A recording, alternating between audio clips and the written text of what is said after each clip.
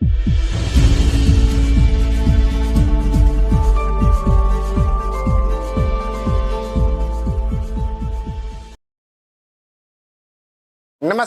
मैं मयंक मिश्रा स्वागत करता हूं आपके अपने YouTube चैनल पे। अभी तक लोक प्रशासन की क्लासेस में हमने पद सोपान को समझा है, आदेश की एकता को समझा है और नियंत्रण का क्षेत्र समझा है। अब उसी से संबंधित कुछ और टर्मिनोलॉजी हैं जिनको हमको समझना है। तो उनमें से एक है प्रत्यायोजन। प्रत्यायोजन जिसको इंग्लिश में डेलीगेशन कहते हैं। तो जैसा मैंने बताया था कि पद सोपान बनता क्यों है, क्योंकि एक व्यक्ति की शारीरिक और मानसिक सीमाएं होती हैं, उन सीमाओं के अंदर ही वो काम को करता है। जब तक काम का बंटवारा नहीं होगा तब तक कोई भी कार्य अच्छे तरीके से नहीं हो सकता।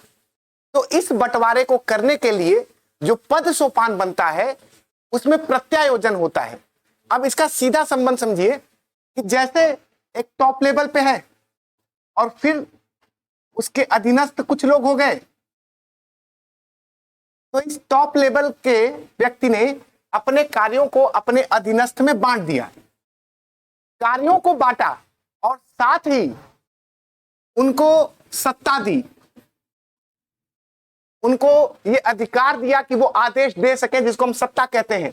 अभी हम आगे समझेंगे शक्ति और सत्ता, उसके अंतर को समझेंगे। तो न सिर्फ कार्य को करने के लिए कहा, बल्कि उसको ये अधिकार भी दिया कि वो अपने से अधीनस्थ से काम करवा सके, उसको आदेश दे सके। और ये जो आदेश है इसके साथ साथ वो निर्णय भी ले सके कि क्या सही है क्या गलत है, जिसके आधार पे हम कार्यों को कर सकते हैं। तो प्रत्यायोजन का संबंध कार्यों को अपने अधीनस्थ कर्मचारी को हस्तांतरित करना ही प्रत्यायोजन है। प्रत्यायोजन का मतलब हुआ कि एक व्यक्ति की अपनी मानसिक और शारीरिक सीमाएं हैं, वो सभी कार्यों को नहीं कर सकता, इसलिए वो अपने कार्यों को अपने अधीनस्थ को सौंपता है। जैसे कि एक अधीनस्थ बी सी डी हो गए, बी सी डी हो गए, बी के अधीनस्थ हो गए ई एफ जी। तो देखो भाई, ए ने अपने कार्यों को बांट दिया बी सी डी में, बी ने अपने कार्यों को बांट दिया ई एफ जी में। तो ये जो पद सोपान बना है, इसमें कार्यों को बांटना ही प्रत्यायोजन कहलाता है। तो अगर 3 नंबर में आए तो आप लिखिएगा कि कार्यों को अपने अधीनस्थ, एक अधीनस्थ कौन है, बी सी डी, तो अपने अधीनस्थ कर्मचारी को हस्तांतरित करना ही प्रत्यायोजन है। इसमें उच्च अधिकारी निरीक्षण और नियंत्रण का अधिकार स्वयं के पास रखता है। अब ये जो उच्च अधिकारी आप देख रहे हैं, मान लीजिए ए है, तो वो नियंत्रण करेगा बी सी डी पे, बी है तो वो नियंत्रण करेगा ई एफ जी पर। तो यहां पर देखिए, ये आप लिखिएगा कि इसमें जो उच्च अधिकारी होता है, निरीक्षण और नियंत्रण का अधिकार स्वयं के पास रखता है, ताकि वो हमेशा देख सके कि कार्य सही से हो रहा है कि नहीं, इसलिए यह अधिकार वो अपने पास रखता है। इसके साथ वो अधिकारों को डेलीगेट करता है, प्रत्यायोजित करता है, ताकि वो निर्णय ले सके। यानी निर्णय का प्रत्यायोजन हो रहा है, लेकिन कुछ अधिकार जो उच्च अधिकारी है वो अपने पास रखता है। अब समझिए आगे। तो अब देखिए, कार्य हस्तांतरण के साथ ही अधीनस्थ अधिकारी को कुछ अधिकार भी दिए जाते हैं। मैंने बताया कि ए ने बी को कार्य दिया, तो बी को कुछ अधिकार भी दिए ताकि वो निर्णय ले सके, ताकि वो दूसरों को आदेश दे सके और कार्य को अच्छे से करा सके। इसलिए कार्य हस्तांतरण के साथ ही अधीनस्थ अधिकारी को कुछ अधिकार भी दिए जाते हैं। अधीनस्थ अधिकारी को यह उत्तरदायित्व तो होता है कि वह सौंपे गए कार्यों को ठीक प्रकार से करे। ए ने बी को कार्य दिया, बी ने कार्य किया या नहीं किया, ये उसकी नैतिक जिम्मेदारी कि वो उस कार्य को करे। अगर उसको अधिकार दिया गया है बी को कि आप आदेश दीजिए, आप निर्णय लीजिए, तो उसका एक नैतिक जिम्मेदारी है कि वो कार्य को करे। आगे समझिए, अगर हम आगे बात करें तो प्रत्यायोजन क्यों आवश्यक है, अगर ये प्रश्न आ जाए या प्रत्यायोजन का महत्व पूछ ले, तो इसका पहला महत्व ये जानिए, जैसा कि मैंने बताया कि एक व्यक्ति की शारीरिक और मानसिक सीमाएं होती हैं, उसी सीमाओं के तहत वो कार्य को करता है। इसलिए एक व्यक्ति के कार्य को करने की जो सीमाएं हैं, इसलिए वह अपने कार्यों को दूसरे को हस्तांतरित करता है। इससे कार्य का बोझ हल्का हो जाता है। एक ही व्यक्ति मार्केटिंग का काम करने लगे, एक ही व्यक्ति फाइनेंस का काम करने लगे, एक ही व्यक्ति रिसर्च एंड डेवलपमेंट करने लगे, एक ही व्यक्ति प्रोडक्शन करने लगे, तो ऐसा कार्य अच्छे से नहीं हो पाएगा। इसलिए कार्यों को बांटा जाता है अपने अधीनस्थों को, ताकि कार्य को बेहतर तरीके से किया जा सके। साथ ही देखिए दूसरा, अधीनस्थ कर्मचारी कार्य को उत्तरदायित्व के साथ करता है। अब उसको कुछ अधिकार मिले हुए अधीनस्थ को। ए ने बी को कार्य करने के लिए अधिकार दिया है। बी के पास कुछ अधिकार है, वो आदेश दे सकता है, वो निर्णय ले सकता है। तो उसके पास ये उत्तरदायित्व भी है कि वो उस कार्य को बेहतर तरीके से कर सके। इसलिए कार्य बेहतर तरीके से होता है। तो इस पूरी लाइन को अगर हम पढ़ें, अधीनस्थ कर्मचारी कार्य को उत्तरदायित्व के साथ करता है, उत्तरदायित्व है इसके पास, और उसे कार्य करने का अधिकार प्राप्त है, इसलिए कार्य बेहतर तरीके से होता है। कार्यों का बंटवारा हो जाने के कारण धन और समय दोनों की बचत होती है। अब एक ही आदमी सारे काम कर रहा है तो इसमें धन भी बहुत खर्च होगा और समय भी लगेगा और कार्य भी ठीक से नहीं हो पाएगा।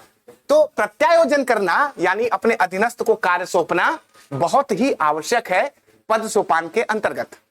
चलिए आगे समझिए। अगर हम देखें कि प्रत्यायोजन कितने प्रकार का होता है, तो प्रत्यायोजन के प्रकार की बात करें तो देखो एक तरीके से हम बांट सकते हैं औपचारिक प्रकार और अनौपचारिक प्रकार। औपचारिक प्रकार की एक नियम बना दिया है, आदेश और लिखित आदेश है। औपचारिकता कब आती है? जब एक लिखित आदेश होता है। साथ ही कुछ नियम है कि आप ऐसे काम करेंगे, आदेश दिया गया है, मतलब बिल्कुल ही फॉर्मल वे। एक पद सोपान ऐसा है जो औपचारिक रूप से काम कर रहा है कि भाई साहब आपको ये काम करने हैं, इतने समय में करने हैं, तो ऐसा प्रत्यायोजन औपचारिक होगा। अनौपचारिक यानी कुछ परंपराओं के आधार पर उनको कार्य करने को दे दिया गया है कि भाई ये काम करते आ रहे थे, इनको दे दिया गया काम, लेकिन वो ठीक तरीके से होता नहीं है। असली प्रत्यायोजन आपको औपचारिक रूप से देखने को मिलेगा, जिसमें सही तरीके से कामों को दिया जाता है ताकि वो उस कार्य को बेहतर तरीके से कर सके। अस्थाई यानी पद पर अस्थाई रूप से आसीन, यानी किसी व्यक्ति को अस्थाई रूप से बैठाया गया है कि आपको ये कार्य करना है ना, उनकी सैलरी निर्धारित है, उनका सब कुछ निर्धारित है और उनको वो कार्य दिया गया है। अस्थाई पद पर अस्थाई रूप से आसीन, यानी किसी, आपने देखा होगा एडहॉक पे किसी को रख लिया जाता है अस्थाई रूप से, यानी कुछ समय के लिए उनको रखा गया है कि वो कार्य को करे, तो ये ऐसा प्रत्यायोजन अस्थाई होता है। आगे देखें अगर प्रकार में, तो सामान्य और विशिष्ट।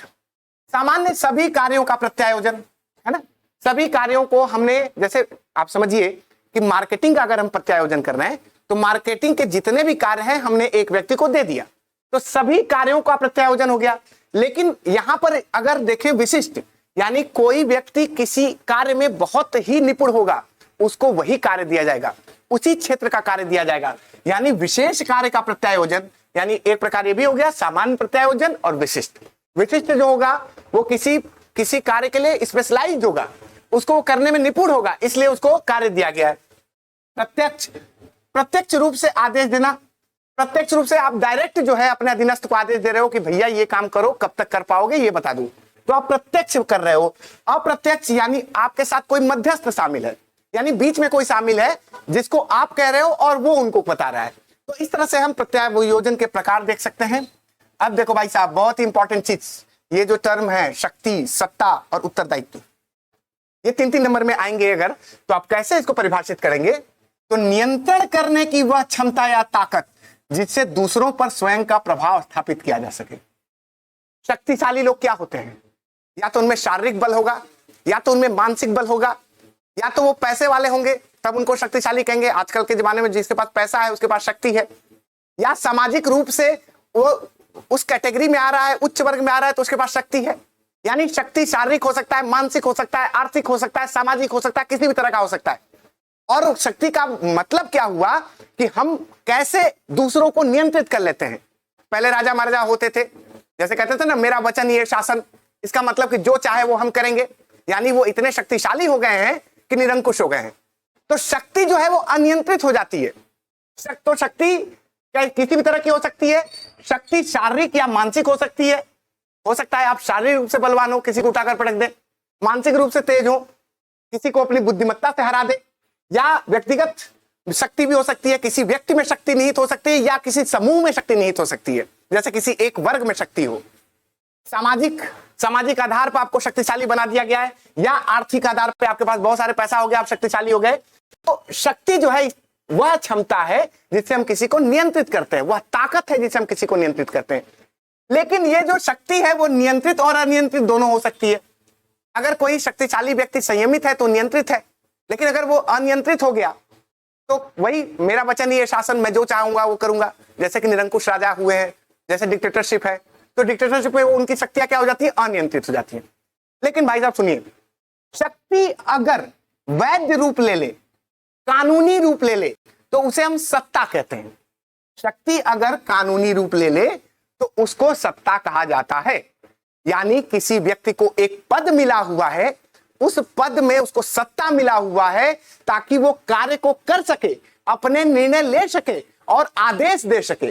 तो शक्ति को अगर हम वैध रूप दे दें, वैध रूप मतलब लीगल रूप दे दें, तो वो सत्ता बन जाता है। ध्यान समझना, मान लीजिए ए ने बी को अपने कार्य करने का अधिकार दिया है, ए ने बी को कार्य करने का अधिकार दिया है, साथ में बी के पास अपना पद है और उस पद से उसके पास एक सत्ता है, और उस सत्ता के आधार पर वो आदेश दे सकता है और साथ में निर्णय ले सकता है। तो सत्ता समझिएगा, सत्ता शक्ति का वैध रूप है, यानी लीगल है। यह प्रत्यायोजन के द्वारा अधीनस्थ को प्राप्त होता है। देखिए प्रत्यायोजन का मतलब हमने समझा ही, ए से बी की तरफ गया, तो ए से जब बी की तरफ गया तो उसको एक पद मिला, उस पद में उसको सत्ता मिला जिसके आधार पर उसको निर्णय करना है। इसमें उच्च स्तर के अधिकारियों को आदेश देने का अधिकार प्राप्त होता है। यानी ए को अधिकार है बी को, तो कुछ अधिकार बी को दे दिया गया, अब बी सी को आदेश देगा, बी सी को आदेश देगा, सी डी को आदेश देगा, क्योंकि बी को पद मिला है, सत्ता मिला है, ठीक सी को भी पद मिला है, सत्ता मिला है, ठीक डी को भी पद मिला है, सत्ता मिला है, अब वो ई को दे देगा। तो अब देखो कैसे जो है पद के साथ सत्ता जा रहा है। अगर हम बात करें उत्तरदायित्व की, अब देखिए एक बार और भाई साहब, अगर हमने किसी को आदेश देने और निर्णय लेने के लिए उसको सत्ता दिया है, तो उस व्यक्ति का यह उत्तरदायित्व है कि वो उस कार्य को बेहतर करे। तो उत्तरदायित्व क्या होता है भाई साहब? कार्य को करने की नैतिक जिम्मेदारी, कार्य को करने की नैतिक जिम्मेदारी रखना, यह रखना ही उत्तरदायित्व है। कार्य को करने की नैतिक जिम्मेदारी रखना ही उत्तरदायित्व है। मतलब उनको सत्ता दिया गया है, उनको अधिकार दिया गया है कि वो आदेश ले सके, निर्णय ले सके, तो उनका ये उत्तरदायित्व बनता है, नैतिक उत्तरदायित्व है कि वो उस कार्य को बेहतर तरीके से कर सके। साथ में देखिए यह सत्ता के साथ प्राप्त होता है। आपको मैंने बताया ए से बी के पास गया, बी को पद मिला, पद के साथ उसको सत्ता मिला, और सत्ता के साथ उसको उसका यह उत्तरदायित्व है कि उस कार्य को बेहतर तरीके से करे। तो कैसे है? नैतिक जिम्मेदारी है। आगे चलिए देखिए, तो कुछ अंतर देख लेते हैं। हो सकता है आपके 5 नंबर में ये पूछ दे कि शक्ति और सत्ता में क्या अंतर है। शक्ति की परिभाषा हम समझ चुके हैं, सत्ता की परिभाषा भी हम समझ चुके हैं। आप समझते हैं इनके बीच के अंतर को। तो देखो भाई, यह व्यक्तिगत गुण है, व्यक्तिगत भी हो सकता है, कुछ समूह में भी शक्ति निहित होती है, लेकिन ज्यादातर व्यक्तिगत होता है। कोई शारीरिक रूप से मजबूत है, कोई मानसिक रूप से मजबूत है, कोई आर्थिक रूप से मजबूत है, कोई सामाजिक रूप से मजबूत है, तो उसके पास शक्ति है। अब इस शक्ति को हमने वैध रूप दे दिया, एक पद दे दिया, तो यह औपचारिक अधिकार के रूप में प्राप्त होता है। तो उसको एक औपचारिक अधिकार मिल गया कि भाई साहब उस पद में रहते हुए आप आदेश दीजिए और निर्णय लीजिए। साथ ही देखिए, अपनी क्षमता से अन्य को नियंत्रित करना, शक्ति अपनी क्षमता से आता है, शारीरिक मानसिक जैसी भी हो, अपनी क्षमता से आता है। और सत्ता पद के अनुसार आदेश देने और निर्णय लेने का अधिकार है।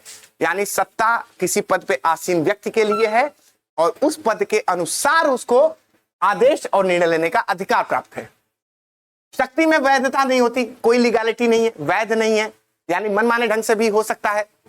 और सत्ता में वैधता होती है, लीगैलिटी होती है। जिस पद पे आप बैठे हुए हैं उस पद की एक गरिमा है, एक गरिमा के तहत आपको काम करना है, निर्णय लेना है, आदेश देना है, तो वैधता आपके साथ है, अनुशासन है उसमें। शक्ति व्यक्ति में निहित होती है, यानी एक व्यक्ति में हो गया, और पद में जब निहित होता है तो सत्ता है। पता है कि आपको जिस पद पे है उसके अनुसार ही आपको निर्णय लेना है, तो सत्ता कहां होता है? पद में निहित होता है। इसमें पद सोपान का अभाव होता है। शक्ति में पद सोपान कहां होता है? एक राजा हो गया और राजा ने अपने मनमाने ढंग से काम करना शुरू कर दिया, तो इसमें पद सोपान का अभाव होता है, यानी शक्ति में पद सोपान नहीं होता है। लेकिन सत्ता पद सोपान में पाया जाता है। ए से गया बी में, बी से गया सी में, सी से गया डी में। देखो भाई पद सोपान है, तो सत्ता जो है वो पद सोपान में पाया जाता है। शक्ति व्यक्ति की विशेषताओं का परिणाम है। व्यक्ति की विशेषताएं कैसी है?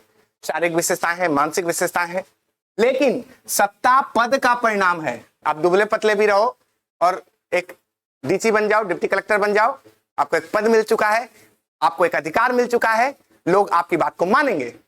लेकिन यहां पर दुबले पतले हैं और चौड़े होकर घूम रहे हैं, तो आपको कोई ना कोई उठाकर पटक देगा। तो सत्ता जो है वो पद का परिणाम है, जिस पद पे है वहां पर सत्ता मिलता है। चलिए एक और अंतर समझते हैं। उत्तरदायित्व और जवाबदेही में क्या अंतर है? उत्तरदायित्व को हम अंग्रेजी में रिस्पॉन्सिबिलिटी कहते हैं और जवाबदेही को अंग्रेजी में हम लोग अकाउंटेबिलिटी कहते हैं। उत्तरदायित्व हमने बताया परिभाषा में कि यह नैतिक होता है, यानी व्यक्ति को नैतिकता के रूप में यह कहा गया है कि भाई साहब अपने कार्य को सही तरीके से करिए। लेकिन जवाबदेहिता यह कानूनी होता है।